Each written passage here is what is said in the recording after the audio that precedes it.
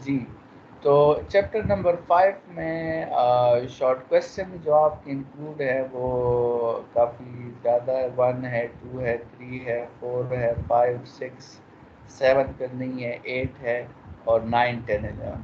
मतलब सिर्फ short question number 7 जो है वो इंक्लूड नहीं है।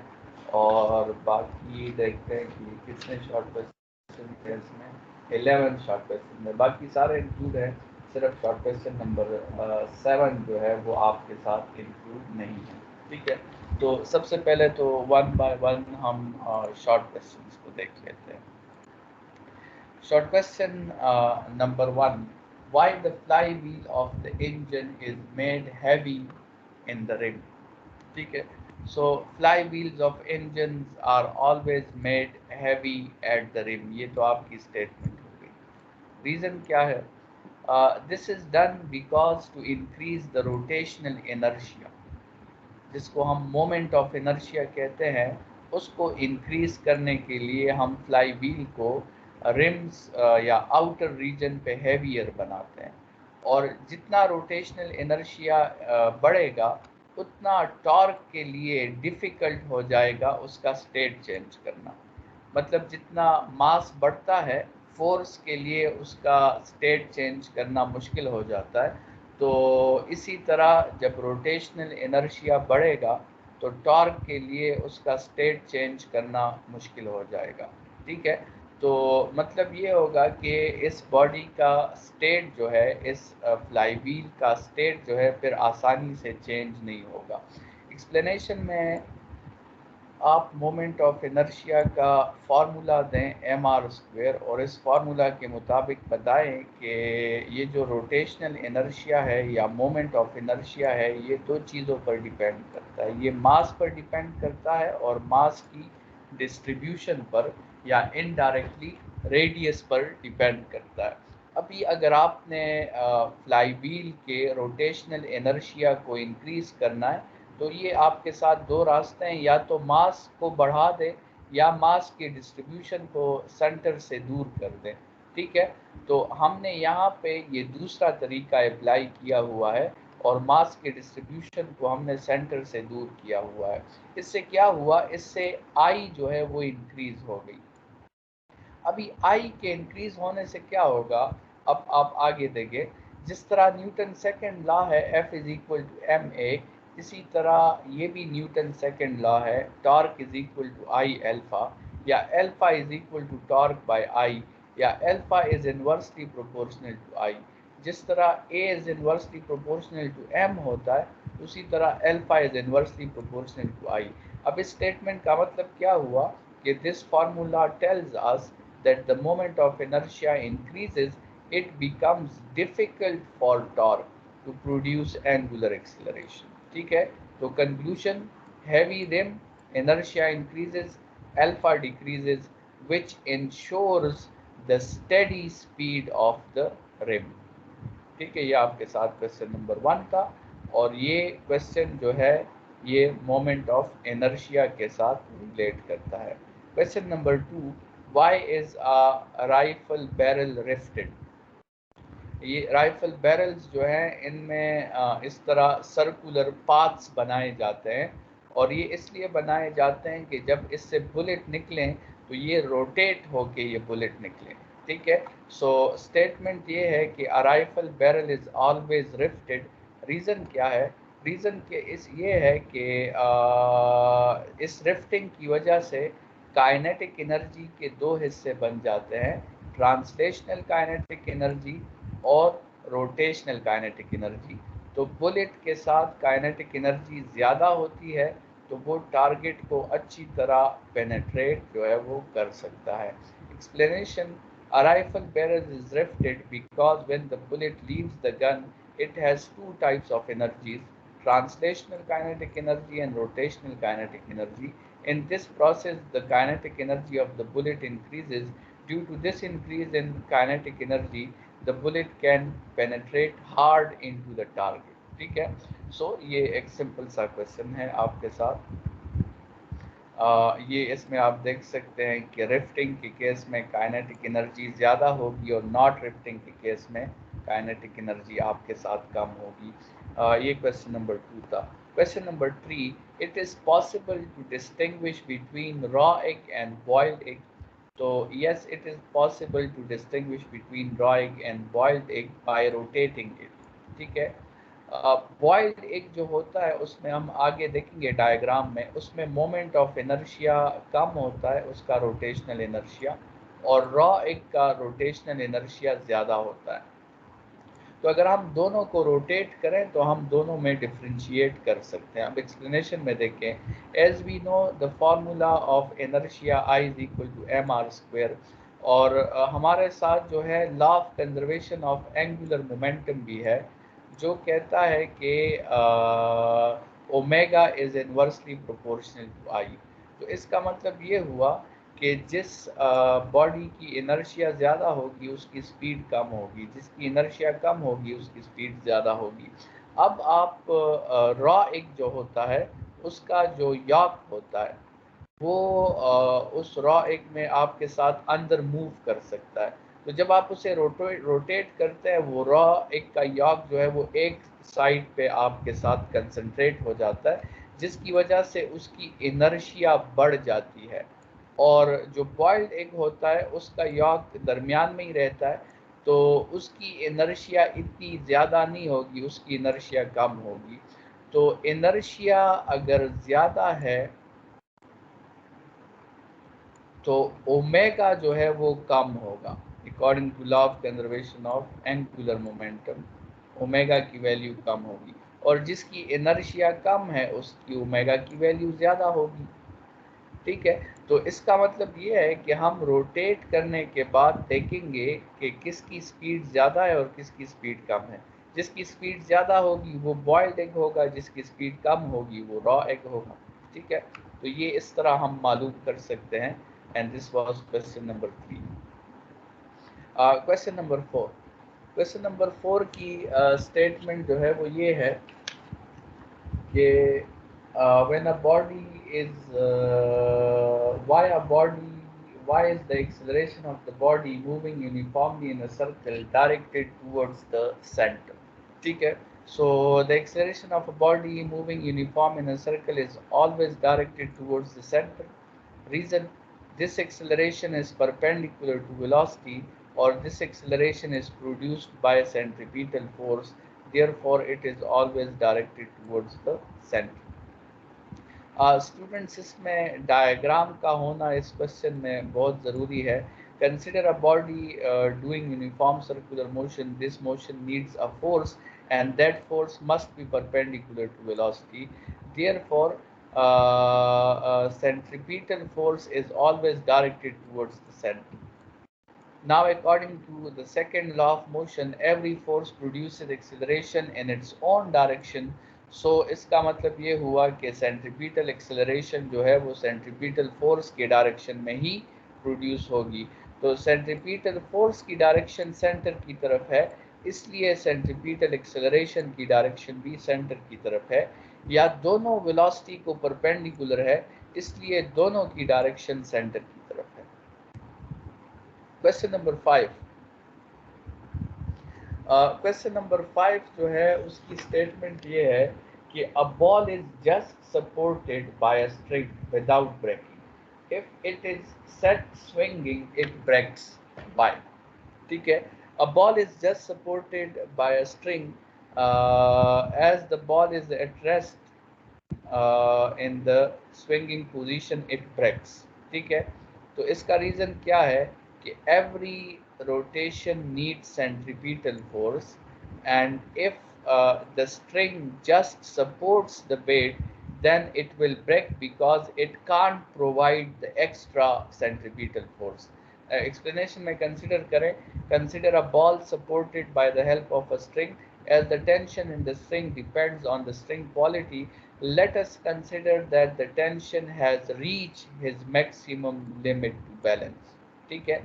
मतलब ये एक रस्सी के साथ एक बॉडी अटैच्ड है, और अगर इस बॉडी के ऊपर आपने एक पत्ता भी रख दिया तो ये रस्सी टूट जाएगी, मतलब टेंशन की मैक्सिमम वैल्यू रीच हो गई है। Now in this case tension just supports the body. ठीक है। अच्छा, now if the pendulum is at rest is set into vibrations, then the tension has to provide two things. Tension ने फिर wait भी balance करना है और centripetal force भी प्रोवाइड करना है।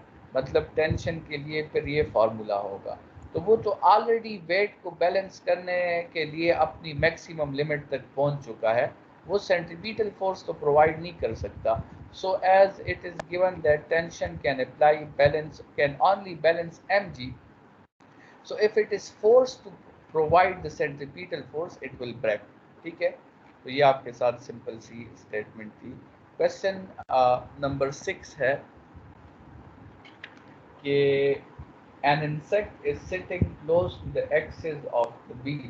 If the friction between the insect and the wheel is very small, describe the motion of the insect while the wheel starts rotating. So ये insect जो होगा स्टूडेंट, ये स्पाइरल मोशन करेगा।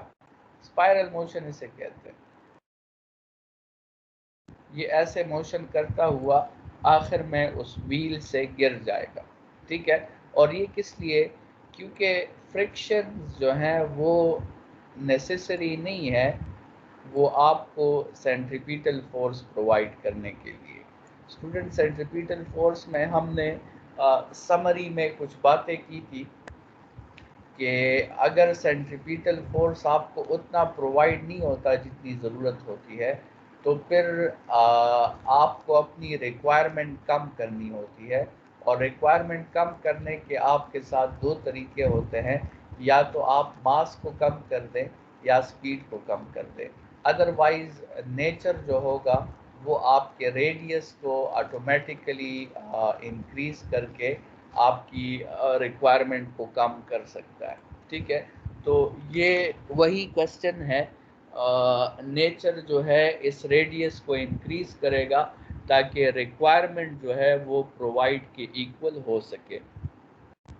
We know that uniform circular motion requires a force which must be perpendicular to the velocity, and the requirement is mv square divided by r। और यहाँ पे किसने ये फोर्स प्रोवाइड करना है? फ्रिक्शंस ने प्रोवाइड करना है। लेकिन क्वेश्चन में कहा गया है कि फ्रिक्शंस आर वेरी स्मॉल, तो frictions which will provide the force is very small for our requirement. तो रिक्वायरमेंट कैसे कम होगी? वो रेडियस को बढ़ाकर कम होगी। So now in this case uniform circular motion is not possible. It is the rule of nature that it will make it possible by decreasing the speed or increasing the radius. So the nature will increase the radius, so the requirement becomes equal to the provide। ठीक है, और ये सारा आपके साथ वो question है। अच्छा, क्वेश्चन नंबर 7 जो है वो फिर एक्सक्लूड है। और क्वेश्चन ये है कि कितने जियो स्टेशनरी सैटेलाइट्स रिक्वायर होते हैं अर्थ के कम्युनिकेशन को या टीवी ट्रांसमिशन को एप्लीकेबल बनाने के लिए। तो जनरली ये 3 जियो स्टेशनरी सैटेलाइट्स होते हैं, और हर जियो स्टेशनरी सैटेलाइट अर्थ के ग्लोब का 120 एंगल कवर करता है, और इस तरह ये अर्थ के ग्लोब के 360 डिग्रीज को कवर कर लेते हैं। ठीक है, अच्छा, फिर question number 8, explain the significance of moment of inertia. Moment of inertia, या जिसे हम रोटेशनल मास कहते हैं या रोटेशनल इनर्शिया कहते हैं, उसकी सिग्निफिकेंस क्या है, उसकी इम्पोर्टेंस जो है वो क्या है। ठीक है, तो स्टूडेंट्स, मोमेंट ऑफ इनर्शिया की वही इम्पोर्टेंस है जो मास की इम्पोर्टेंस है। अगर आप मास की इम्पोर्टेंस समझ जाते हैं तो मोमेंट ऑफ इनर्शिया की इम्पोर्टेंस जो है वो आपको समझ आ जाती है। ठीक है, तो द रोटेशनल रेजिस्टेंस और rotational mass of the body is given by the formula mr square. What is the importance or the significance? The significance of moment of inertia in rotational motion is the same as significance of mass in the linear motion. जैसे mass resist force, so moment of inertia resists torque. Mass resists acceleration, so moment of inertia resists angular acceleration. Mass wants to maintain its linear state, moment of inertia wants to maintain its angular state. Mass is the property of resistance to change in linear state. Inertia is the property of resistance to change in angular state. Mass is constant, ठीक है, but moment of inertia is variable because it depends on mass as well as mass distribution. The unit of mass is kg, the unit of moment of inertia is kg meter square. ठीक है, तो ये आपके साथ moment of inertia की importance हो गई है. Question number 9. Why does a coasting rotating system slows down as water drops into its beakers? ठीक है, तो ये क्वेश्चन जो है law of conservation of angular momentum के साथ है. A coasting rotating system slows down when water is filled into its tank या water is filled into its beaker. और इसका रीज़न ये है कि angular speed is inversely proportional to the moment of inertia. Omega is inversely proportional to I. ठीक है, और ये law of conservation of angular momentum है. According to the law of conservation of angular momentum, omega is inversely proportional to I. ठीक है, अब इस relation के मुताबिक अगर आई इंक्रीज़ करेगी तो आपके साथ ओमेगा जो है वो डिक्रीज़ करेगी, और अगर आई डिक्रीज़ करेगी तो ओमेगा इंक्रीज़ करेगी. Now we know that when the water is filled into the tank of the coaster by formula we increase the moment of inertia. ठीक है, एम जो है वो भी बढ़ जाता है और आर भी बढ़ जाता है.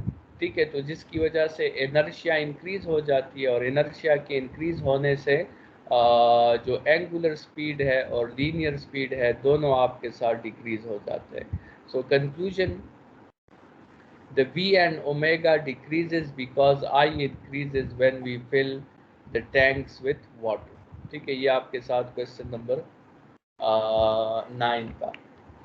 Question number 10. When a body will be weightless when the elevator fall down like a free fall. Explain.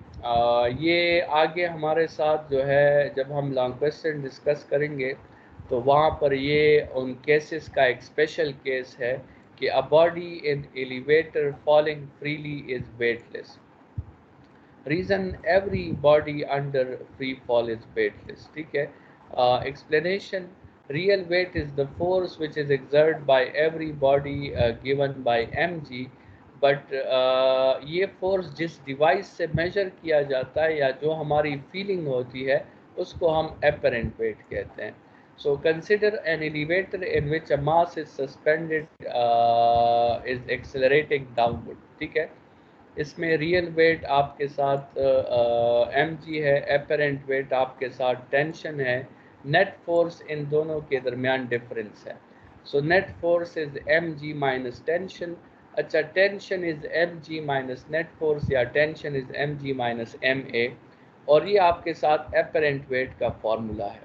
इसमें अगर ये बॉडी फ्री फॉल शुरू कर दें तो आप एक ही जगह जो है वो जी पुट कर देंगे, और जैसे ही आप एक ही जगह जी पुट करेंगे आपके साथ टेंशन जो है वो ज़ीरो की इक्वल हो जाएगा, और टेंशन जब ज़ीरो की इक्वल होगा तो इसका मतलब आपको अपना एपरेंट वेट जो है वो ज़ीरो नज़र आएगा.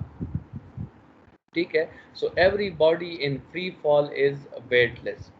Question number 11, last short question from the exercise जो है वो ये है कि क्वेश्चन में कहा गया है कि जब एक ट्रैक्टर मूव करता है किसी कांस्टेंट स्पीड के साथ तो उसका जो छोटा टायर होता है उसकी स्पीड ज़्यादा होती है और जो बड़ा टायर होता है उसकी स्पीड कम होती है. So when a tractor moves at constant speed, its longer distance wheel rotates slowly and its small radius wheel rotates fast. ठीक है, ये क्वेश्चन भी students law of conservation of angular momentum पे है, और ये क्वेश्चन भी हमने omega is inversely proportional to I से एक्सप्लेन करना है। According to law of conservation of angular momentum, omega is inversely proportional to I. अब एक आपके साथ छोटा टायर है, एक आपके साथ बड़ा टायर है। बड़े टायर का इनर्शिया ज़्यादा है, छोटे टायर का इनर्शिया कम है। तो जिस टायर का इनर्शिया ज़्यादा होगा उसका ओमेगा कम होगा, और जिसका इनर्शिया कम होगा उसका ओमेगा ज़्यादा होगा। तो छोटा टायर जल्दी से रोटेट करेगा और बड़ा टायर जो है वो स्लोली रोटेट करेगा। ठीक है, ये आपके साथ वो शॉर्ट क्वेश्चन थे जो एक्सरसाइज के एंड से थे, और ये 11 शॉर्ट क्वेश्चन थे। ठीक है, आज जो है उन क्वेश्चंस की तरफ आते हैं कि जो एक्सरसाइज के अंदर से आपके बन सकते हैं। यहाँ तक कोई प्रॉब्लम है? No sir. अच्छा, तो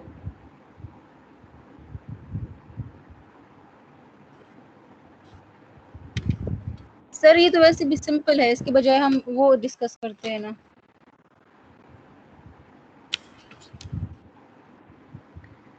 एक दफ़ा गो थ्रू कर लेते हैं, क्योंकि आपके लिए सिंपल है ना, सबके लिए नहीं है। इसकी बजाय क्या डिस्कस कर लेते हैं? सर इतने प्रॉब्लम्स है चैप्टर 5 में, ये कुछ असाइनमेंट्स नहीं हुए, और लाइक रेवोल्यूशन पर मिनट और उनको इनकी कन्वर्जन। ये अभी कर रहे हैं ना, प्रॉब्लम जो है वो डिस्कस करते हैं।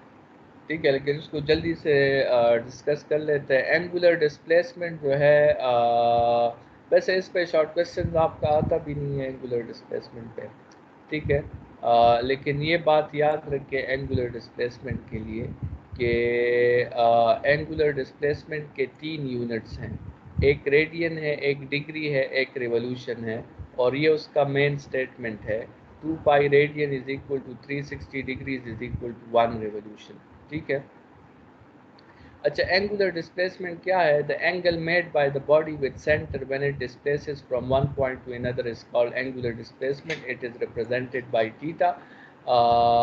That a body is moving in a circle. ठीक है, अगर 1 से लेकर ए से लेकर बी तक एंगुलर डिस्प्लेसमेंट थीटा 1 है, और ए से लेकर सी तक एंगुलर डिस्प्लेसमेंट थीटा 2 है, तो आप इन दोनों एंगुलर डिस्प्लेसमेंट में फिर चेंज भी फाइंड कर सकते हैं।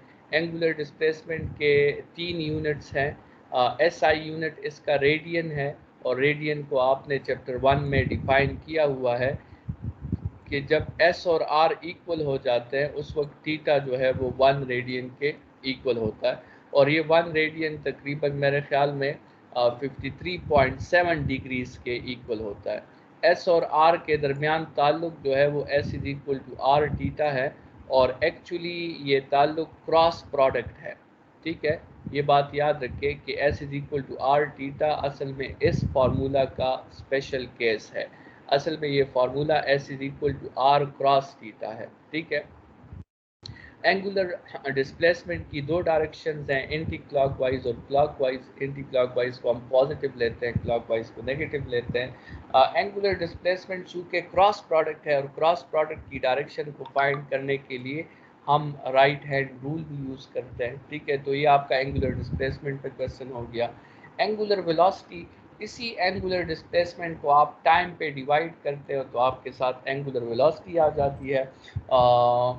एंगुलर वेलोसिटी की वही डायरेक्शन होगी जो एंगुलर डिस्प्लेसमेंट की डायरेक्शन होगी।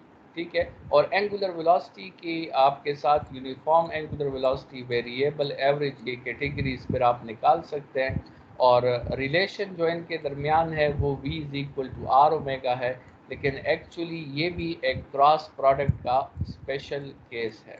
ठीक है, 3 यूनिट्स हैं एंगुलर वेलोसिटी के, degree per second, revolution per second, लेकिन इसका SI unit radian per second है, और इसका एक कमर्शियल यूनिट है रिवोल्यूशन पर मिनट। ठीक है, अच्छा, अगर थीटा एंटी क्लॉकवाइज होगा तो ओमेगा भी एंटी क्लॉकवाइज होगा, और थीटा क्लॉकवाइज होगा तो ओमेगा भी क्लॉकवाइज होगा। इसके लिए भी आप राइट हैंड रूल यूज़ कर सकते हैं। फिर एंगुलर एक्सेलरेशन है, इसी एंगुलर वेलोसिटी के टाइम रेट ऑफ चेंज को हम एंगुलर एक्सेलरेशन कहते हैं। ठीक है, अगर ओमेगा इंक्रीज हो रही है तो एंगुलर एक्सेलरेशन की डायरेक्शन ओमेगा को पैरेलल होगी। अगर एंगुलर एक्सेलरेशन की डायरेक्शन ऑपोजिट है तो फिर ओमेगा डिक्रीज हो रही होगी। ठीक है, सो डायरेक्शन ऑफ अल्फा के लिए आप दो तरीके अप्लाई कर सकते हैं, या आपने इसको कंपेयर करना है एंगुलर स्पीड के साथ या फिर टॉर्क के साथ। अगर आपने इसको एंगुलर स्पीड के साथ कंपेयर करना है तो if omega increases then alpha and omega are parallel. If omega decreases, then alpha and omega are anti-parallel. अगर आपने इसको टॉर्क के साथ वो करना है तो फिर न्यूटन सेकंड लॉ कहता है कि जिस डायरेक्शन में टॉर्क होगा उसी डायरेक्शन में अल्फा भी होगा। अगर टॉर्क क्लॉकवाइज है तो अल्फा भी क्लॉकवाइज होगा, अगर टॉर्क एंटी क्लॉकवाइज है तो अल्फा भी एंटी क्लॉकवाइज होगा। रिलेशन ए और अल्फा के दरमियान A is equal to R alpha है, और ये भी असल में एक क्रॉस प्रोडक्ट का स्पेशल केस है। ठीक है, लीनियर और रोटेशनल के दरमियान जो है वही ताल्लुक है। लीनियर में हम वेलोसिटी को v कहते हैं, रोटेशनल में उसे ओमेगा कहते हैं। लीनियर में एक्सेलरेशन को a कहते हैं, रोटेशनल में उसे अल्फा कहते हैं। लीनियर फोर्स को हम f कहते हैं, रोटेशनल फोर्स को टॉर्क कहा जाता है। लीनियर मोमेंटम को हम p से ज़ाहिर करते हैं, रोटेशनल मोमेंटम को हम l से ज़ाहिर करते हैं। जिस तरह लीनियर में फर्स्ट लॉ है उसी तरह एंगुलर में भी फर्स्ट लॉ है। जिस तरह लीनियर में सेकंड लॉ है एंगुलर में भी सेकंड लॉ है। जिस तरह लीनियर में थर्ड लॉ है एंगुलर में भी थर्ड इक्वेशन है। इसी तरह लॉज भी लीनियर और एंगुलर के अपने अपने हैं।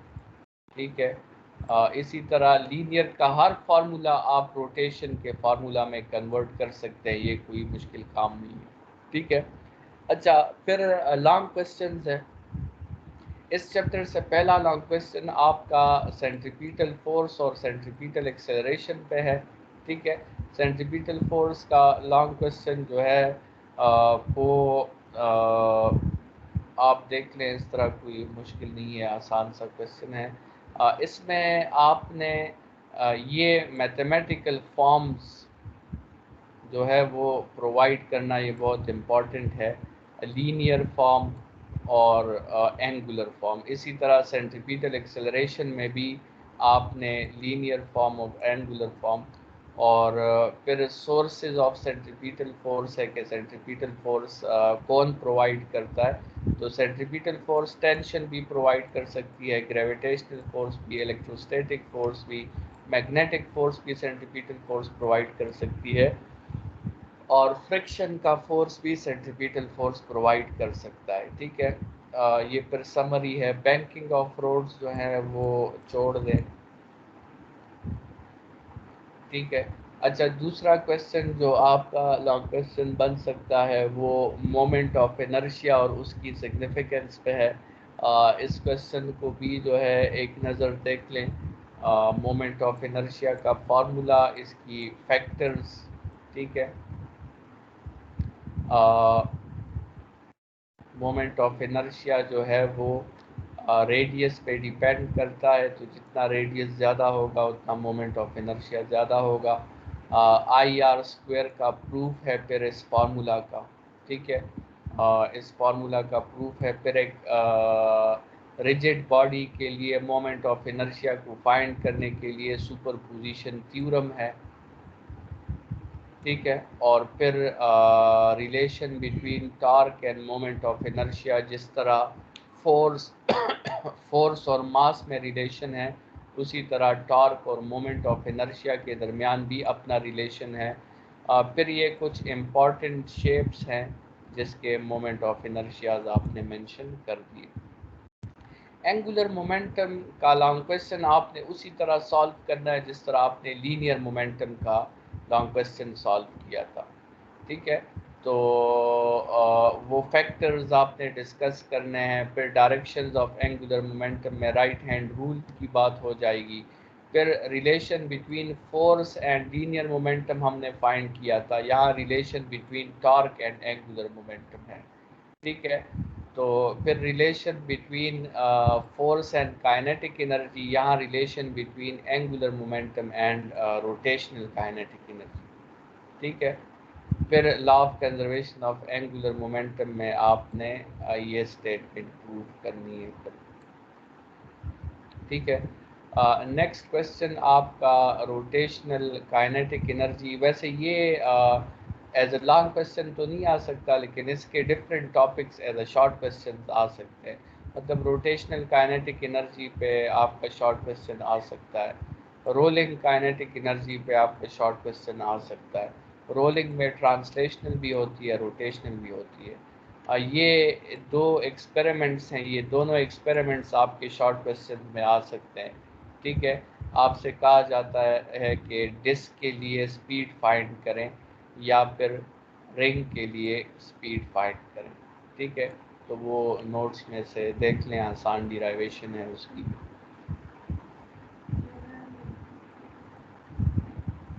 ठीक है। अच्छा, फिर आर्टिफिशियल सैटेलाइट्स का पोर्शन तो आपका इंक्लूड नहीं है,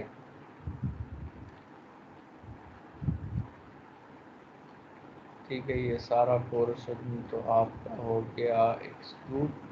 और फिर Newton law of universal gravitation और एपरेंट और रियल वेट, ठीक है। ये क्वेश्चन आपका फिर इंक्लूड है। तो एपरेंट और रियल वेट में भी फिर वो केसेस हैं, और ये लिफ्ट वाले केसेस हैं। ये केसेस आपने केस 1 जब लिफ्ट रेस्ट में होगा तो इसमें कोई इफेक्ट नहीं होगा, रियल और एपरेंट वेट की इक्वल होंगे। यूनिफॉर्म मोशन में भी कोई इफेक्ट नहीं होगा। अब एक्सेलरेटिंग अपवर्ड में एपरेंट वेट जो होगा वो रियल वेट से बढ़ जाएगा। एक्सेलरेटिंग डाउनवर्ड में एपरेंट वेट जो होगा वो रियल वेट से कम हो जाएगा। और फ्री फॉल में, जिस तरह हमने शॉर्ट क्वेश्चन भी किया था, एपरेंट वेट 0 हो जाएगा, और इसी को हम वेटलेसनेस कहते हैं। और इसी के लिए फिर हम क्या क्रिएट करते हैं, आर्टिफिशियल ग्रेविटी क्रिएट करते हैं।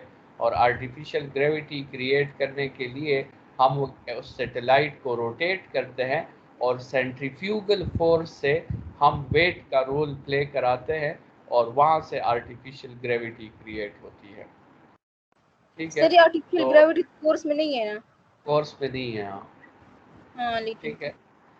अच्छा, प्रॉब्लम्स जो हैं इस चैप्टर के आपके साथ जो प्रॉब्लम्स इंक्लूड हैं वो कौन कौन से हैं, इस चैप्टर के प्रॉब्लम्स जो हैं वो कहाँ पे, प्रॉब्लम्स 1 है, 2 है, 3 है, 4 है, 5 है, 6 है, 7 है, 8 है, 9, 10, 11, 12। अच्छा, ये तो सारे तकरीबन, हाँ, 12 के थ्रू है। चले तो स्टार्ट करते हैं प्रॉब्लम्स को। प्रॉब्लम नंबर 1,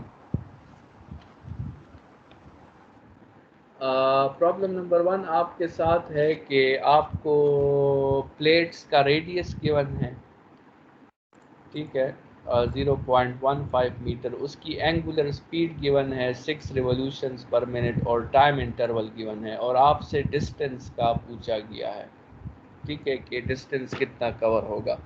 तो सबसे पहले तो आपने ये करना है कि ये यूनिट्स जो हैं ये आपने एसआई में कन्वर्ट करना है, ठीक है। यूनिट्स को आपने सबको एसआई में कन्वर्ट करना है। ये तो पहले से एसआई में है।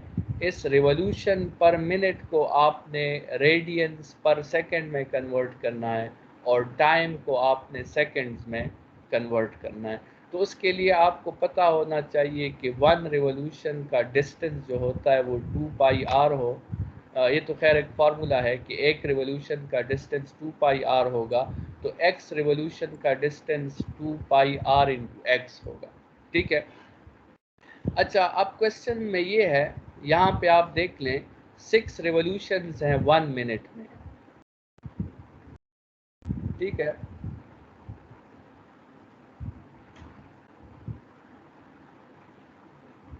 अच्छा, तो अगर 6 रिवॉल्यूशंस हैं 1 मिनट में, तो टोटल टाइम आपके साथ 2 मिनट्स है ना। तो 2 मिनट्स में कितने रिवॉल्यूशंस होंगे, वो क्रॉस मल्टीप्लिकेशन कर लें तो 2 मिनट्स में आपके साथ 12 रिवोल्यूशन होंगे। So the total time of 2 minutes the distance covered is 12 revolution. तो टोटल फासला जो होगा वो 12 रिवोल्यूशन होगा, और 12 को आप 2 पाई आर के साथ मल्टीप्लाई कर लें, और आर तो आपको ऑलरेडी गिवन है, वो वैल्यू पुट कर दें, तो आपके साथ उसका लीनियर डिस्टेंस जो है वो आ जाएगा।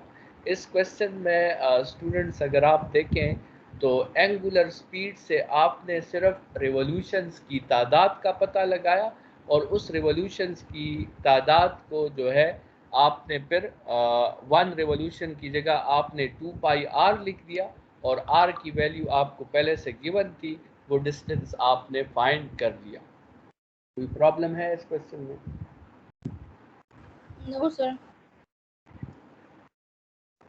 Problem number 2, radius of the drum given है, इनिशियल एंगुलर स्पीड गिवन है 40 revolutions per minute, final angular speed given है 0 रिवोल्यूशंस पर मिनट, मतलब रेस्ट में आ गया है। टोटल डिस्प्लेसमेंट जो उसने की है जी। सर बुक में 50 रेवोल्यूशंस लिखा है, आपने 70 रेवोल्यूशंस लिखा है।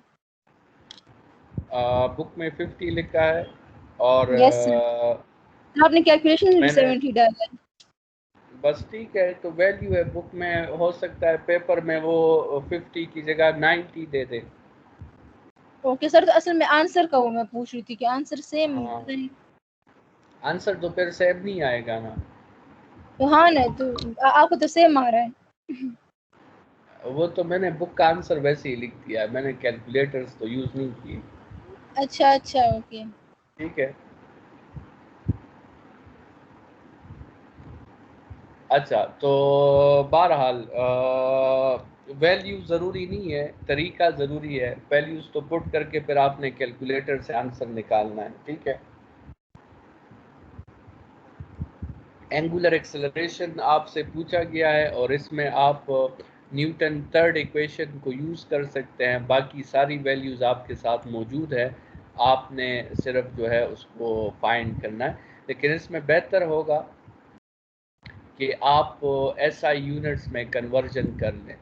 ठीक है, इन सब को जो आप एसआई यूनिट्स में कन्वर्ट कर लें, तो आपके साथ जो है ये ओमेगा आई जो है 400 रिवोल्यूशंस पर मिनट है। रिवोल्यूशंस पर मिनट को अगर आपने रेडियंस पर सेकंड में कन्वर्ट करना होता है, तो उसको आप 2 पाई बाई 60 से मल्टीप्लाई कर देते हैं। ठीक है, और अगर थीटा को आपने जो है 70 रिवोल्यूशंस हैं, तो 70 रिवोल्यूशंस को अगर आपने, ये तो हमने इसको डिस्टेंस में कन्वर्ट कर दिया है। सवाल करें, आगे देखते हैं क्या हुआ। Alpha is equal to omega F square 0, ये ओमेगा आई की वैल्यू हो गई, और ये थीटा की वैल्यू हो गई 70 इंटू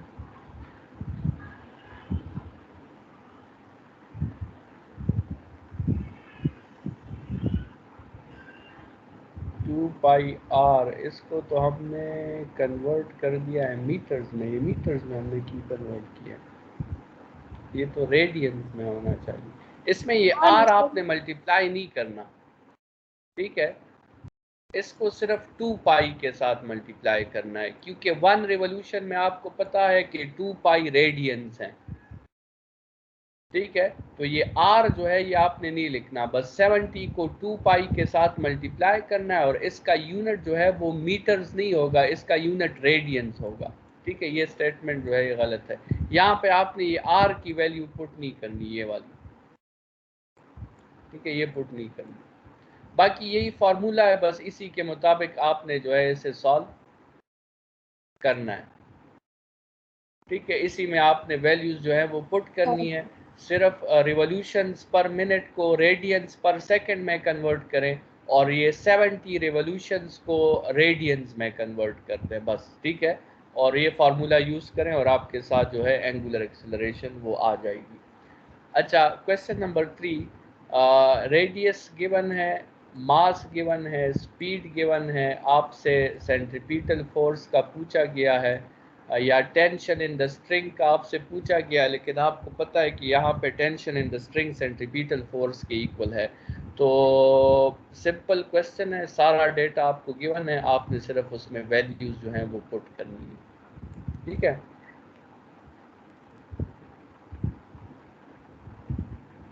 क्लियर है? कोई क्वेश्चन है अभी तक? सर ये नो सर। हाँ जी फरहाना। नहीं सर, क्वेश्चन नहीं है, क्वेश्चन नहीं। अच्छा, क्वेश्चन नहीं है तो क्वेश्चन प्रॉब्लम नंबर 4 की तरफ आए। रेडियस ऑफ द सर्कल आपको गिवन है, टाइम आपको गिवन है 27 डेज जिसमें एक सर्कल कंप्लीट होगा, सेंट्रीपिटल एक्सेलरेशन आपसे पूछा गया है। तो सेंट्रीपिटल एक्सेलरेशन के दो फार्मूलाज हैं, v स्क्वायर बाय आर भी है और r ओमेगा स्क्वायर भी है। तो आपने जो है लेट सपोज हम r ओमेगा स्क्वायर का फार्मूला यूज़ करते हैं, लेकिन r ओमेगा स्क्वायर के लिए आपने सबसे पहले मसला ये है कि ओमेगा की वैल्यू आपके साथ यहाँ पे मौजूद नहीं है। ठीक है, ओमेगा की वैल्यू मौजूद नहीं है, जिसकी वजह से आपको सबसे पहले ओमेगा की वैल्यू फाइंड करनी होगी और वो यहाँ पुट करनी होगी। और ओमेगा की जो वैल्यू है जो हम फाइंड करेंगे वो 2 पाई बाई टी है। ओमेगा की वैल्यू क्या है? 2 पाई बाई टी। अब इस ओमेगा कैसे हम फाइंड करेंगे 2 पाई बाई टी? ये हमने चैप्टर 7 में भी ये फार्मूला पढ़ा था, omega is equal to 2 pi by T या T is equal to 2 pi by omega. इसका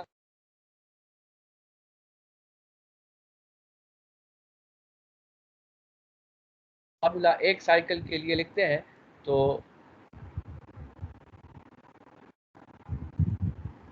अच्छा, अगर आप ये फार्मूला एक साइकिल के लिए मेंशन करते हैं तो डिस्टेंस की जगह आप 2 पाई आर पुट कर देते हैं और टाइम की जगह आप टाइम पीरियड पुट कर देते हैं। अब इसमें v की जगह भी आर ओमेगा पुट कर दें तो ये एक आर और आर तो कैंसिल, ओमेगा की जगह 2 पाई बाई टी आ जाएगा।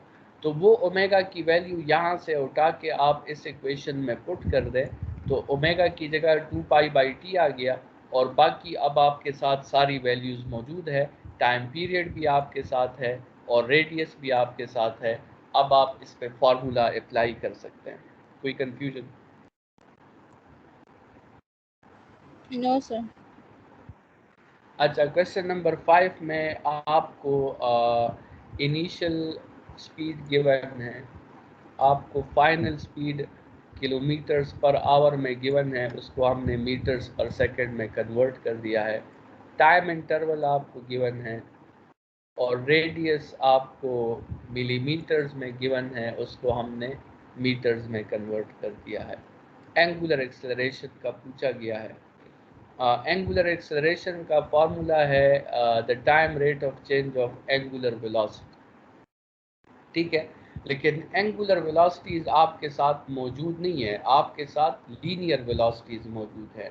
तो सबसे पहले तो आपने इस लीनियर वेलोसिटीज़ को एंगुलर वेलोसिटीज़ में कन्वर्ट करना है, जिसका फार्मूला है omega is equal to V by R. तो omega 1 is equal to V one by R and omega final is equal to V final by R. इन दोनों formulas से आप अपने लिए सबसे पहले ओमेगाज फाइंड कर लें और एक दफ़ा ओमेगाज आपने फाइंड कर लिए तो फिर अल्फ़ा को आप आसानी से फाइंड आउट कर सकते हैं। कोई प्रॉब्लम?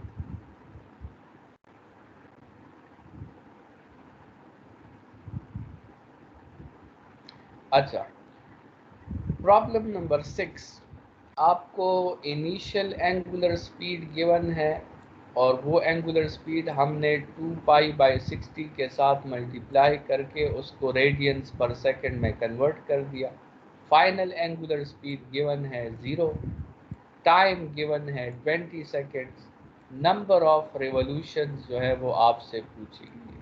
ठीक है, नंबर ऑफ रिवोल्यूशंस जो है वो आप फाइंड कर सकते हैं और ये क्वेश्चन मैंने आपके लिए 3 मेथड से किया है। ठीक है, using second equation of motion, using third equation of motion, and using the definition of angular speed. ठीक है, तीनों मेथड से आप इसे कर सकते हैं। अब पहला मेथड जो है using the definition of angular speed, we have a formula of angular speed is theta by T, so theta is equal to omega T. लेकिन यहाँ पे मसला क्या है, ओमेगा तो चेंज हो रहा है, आप चेंजिंग वैल्यू तो आप किसी फार्मूला में पुट नहीं कर सकते, तो आप क्या करते हैं, आप इस फार्मूला को अपने लिए ऐसे मेंशन कर लेते हैं कि मैंने ओमेगा की वैल्यू पुट नहीं करनी, मैंने ओमेगा का एवरेज लेकर पुट करना है, और ओमेगा का एवरेज है initial plus final divided by 2। ठीक है, तो सबसे पहले तो अपने लिए वो एवरेज ओमेगा फाइंड कर लें, और वो एवरेज ओमेगा फिर फार्मूला में यूज़ कर लें, तो आपके साथ डायरेक्टली थीटा की वैल्यू आ जाती है। ठीक है, और बस ये मेथड नंबर 1 जो है सबसे सिंपल है, अगरचे मेथड नंबर 2 भी सिंपल है, उसमें हमने सेकंड इक्वेशन यूज़ करके बस उसमें डायरेक्टली वैल्यूज़ पुट कर दी है। ठीक है, और थर्ड इक्वेशन में भी, थर्ड मेथड में हमने थर्ड इक्वेशन यूज़ करके उसमें डायरेक्टली वैल्यूज़ पुट कर दी है। ठीक है, तो आप जो है इस तरह इसे सॉल्व कर सकते हैं। नेक्स्ट क्वेश्चन की तरफ पढ़ते हैं, question number 7। Mass of the sphere given है, radius of the sphere given है, मोमेंट ऑफ इनर्शिया फाइंड करना है, फार्मूला उसका 2/5 mr² है। ये क्वेश्चन आपके पेपर में आया था और तकरीबन मेजॉरिटी ने फार्मूला गलत लिखा था, 1/2 mr² लिखा था। ठीक है, तो स्फीयर का मोमेंट ऑफ इनर्शिया का फार्मूला 2/5 mr² है, और बाकी दोनों चीज़ें आपको गिवन है, आपने सिर्फ फार्मूलाज में वैल्यूज पुट करनी है। Question number 8, radius of cylinder आपको गिवन है, मास ऑफ सिलेंडर आपको गिवन है, टेंशन इन द रोप आपको गिवन है, एंगुलर एक्सेलरेशन आपसे मांगी गई है। तो एंगुलर एक्सेलरेशन का फार्मूला है according to Newton second law, torque is equal to I alpha. लेकिन आई आपको गिवन नहीं है, तो आई के लिए आप सिलेंडर का जो मोमेंट ऑफ इनर्शिया का फार्मूला है 1/2 mr², वो यूज़ कर सकते हैं। तो टॉर्क का फार्मूला लिखें, टॉर्क में उस आई की वैल्यू पुट कर दें, और इस फार्मूला को अल्फ़ा के लिए सब्जेक्ट कर दें, और एक दफ़ा अल्फ़ा के लिए सब्जेक्ट कर लें तो अब टॉर्क भी गिवन नहीं है, टॉर्क की जगह आप क्या लिख लें, आर एफ लिख लें, और एक दफ़ा जब टॉर्क की जगह आपने आर एफ लिख दिया तो ये आर और आर कैंसिल भी हो जाएगा, और बाकी फिर आपने वैल्यूज़ पुट करनी है, और आपके साथ आंसर जो है वो अल्फ़ा का आ जाएगा। ठीक है, अच्छा, क्वेश्चन नंबर 9। क्वेश्चन नंबर 9 में आपको mass of the body given है, diameter of the body given है, उसके हेल्प से हमने रेडियस फाइंड कर लिया, speed of the body given है, आपसे वो पूछ रहे हैं कि आप इसकी काइनेटिक एनर्जी फाइंड करें, और ये रोलिंग बॉडी है, तो इसमें रोटेशनल काइनेटिक एनर्जी भी होगी और ट्रांसलेशनल काइनेटिक एनर्जी भी होगी, दोनों आपको फाइंड करनी होंगी। तो ये आपके साथ स्फीयर है, तो स्फीयर का जो मोमेंट ऑफ इनर्शिया का फार्मूला है वो 2/5 mr² है, और साथ में ये फार्मूला भी हम यूज़ करेंगे, omega is equal to v/r। सबसे पहले तो आप काइनेटिक एनर्जी का फार्मूला लिख लें, इसमें आई की जगह 2/5 mr² पुट करें, और ओमेगा की जगह यहाँ पे v/r पुट करें। ये आई की जगह 2/5 mr² और ओमेगा पे स्क्वायर था तो v²/r²। ठीक है, सिंप्लीफिकेशन करके फिर आपने अगर ऐड करना है तो एलसीएम ले लें, वरना डायरेक्टली इसमें वैल्यूज़ पुट करके कैलकुलेटर से सॉल्व करें, आपके साथ आंसर जो है वो आ जाएगा। ठीक है, प्रॉब्लम नंबर 10 आपके साथ वही क्वेश्चन है, लेकिन इस दफ़ा एक सिलेंडर है, सिलेंडर का डायमीटर गिवन है, आपने सिलेंडर का उससे रेडियस फाइंड कर लिया, हाइट गिवन है हमें इस इंक्लाइंड प्लेन की, और लेंथ गिवन है इंक्लाइंड प्लेन की। हमसे कहा गया है कि जब ये बॉटम पे पहुंचे तो आप इसकी लीनियर स्पीड भी फाइंड करें और इसकी एंगुलर स्पीड भी फाइंड करें। फार्मूला जो है वो loss in potential energy is equal to gain in kinetic energy है। तो आप पोटेंशियल एनर्जी को काइनेटिक एनर्जी के इक्वल करें, लेकिन इसमें आई की जगह एम आर स्क्वायर पुट कर दें और ओमेगा की जगह वी बाई आर पुट करें, जिस तरह प्रीवियस भी हमने किया था। तो M G H is half M V square और फिर हाफ ये आई की वैल्यू आ गई और ये ओमेगा की वैल्यू आ गई। सिंप्लीफिकेशन कर लें, ये फार्मूला आपके साथ आ जाएगा। इस फार्मूला में वैल्यूज पुट करें, आपके साथ आंसर आ जाएगा।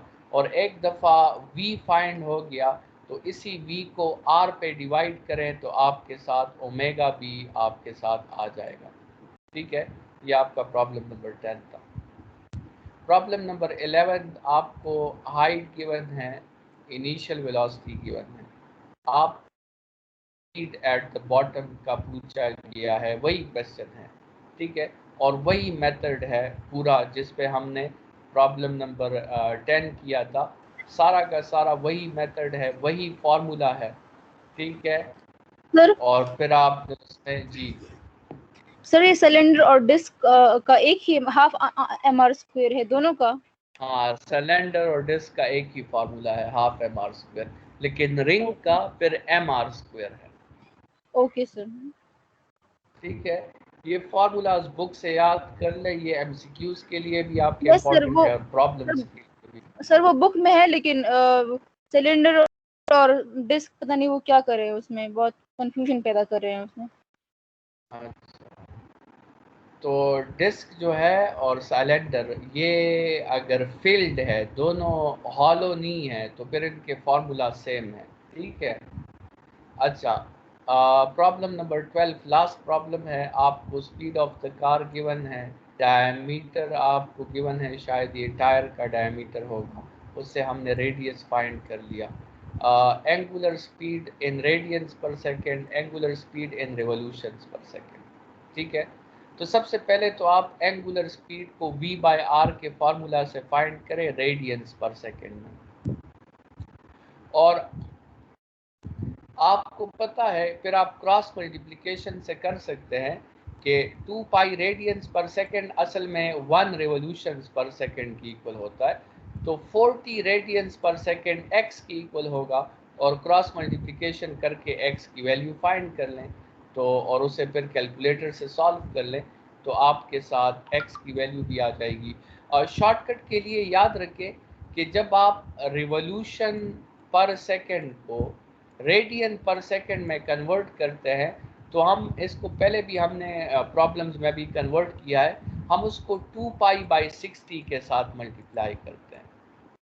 उसको हम मल्टीप्लाई करते हैं 2 पाई बाई 60 के साथ। अगर आप इसका उल्टा करोगे, इसका अपोजिट करोगे, तो फिर आप इसको 60 बाई 2 पाई के साथ मल्टीप्लाई करोगे। मतलब अगर आपने रेडियंस पर सेकंड से रिवोल्यूशंस पर सेकंड की तरफ आना है तो फिर आपने इसको 60 बाई 2 पाई के साथ मल्टीप्लाई करना है। ठीक है, वरना आप एक क्रॉस मल्टीप्लिकेशन का मेथड भी अप्लाई कर सकते हैं। ठीक है, तो ये आपके साथ चैप्टर नंबर 5 भी यहाँ पे कवर हो गया सर जी। सर ये असाइनमेंट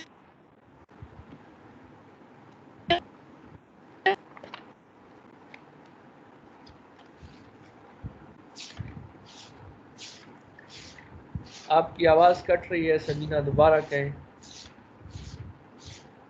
का कन्वर्जन तो आसान, रिवोल्यूशन पर मिनट का आंसर सही नहीं आ रहा। कौन सा असाइनमेंट है?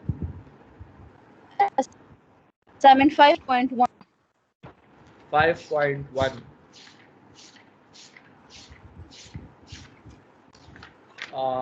ये किस पेज पे पेज है? 153। A rotating revolves 12 revolution in 4 seconds. Determine the average angular velocity in revolution per minute, RPM and radians per minute.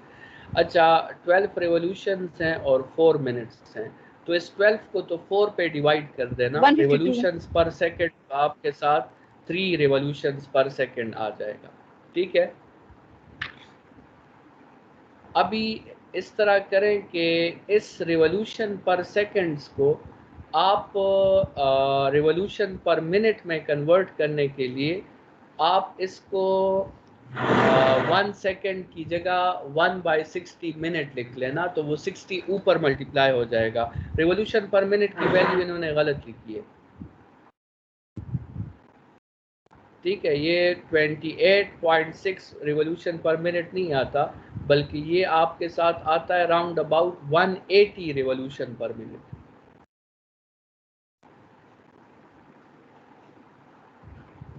ठीक है सर वो सॉरी सर वो वाईफाई चला गया था, जरा आप बताइए। रिवॉल्यूशन पर मिनट की वैल्यू आपकी क्या आती है इसमें? सर मेरी 180 180 सही है, ये इन्होंने गलत लिखी है। आती है।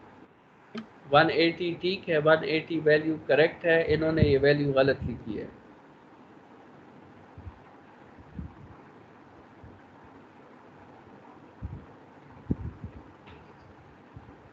क्लियर है?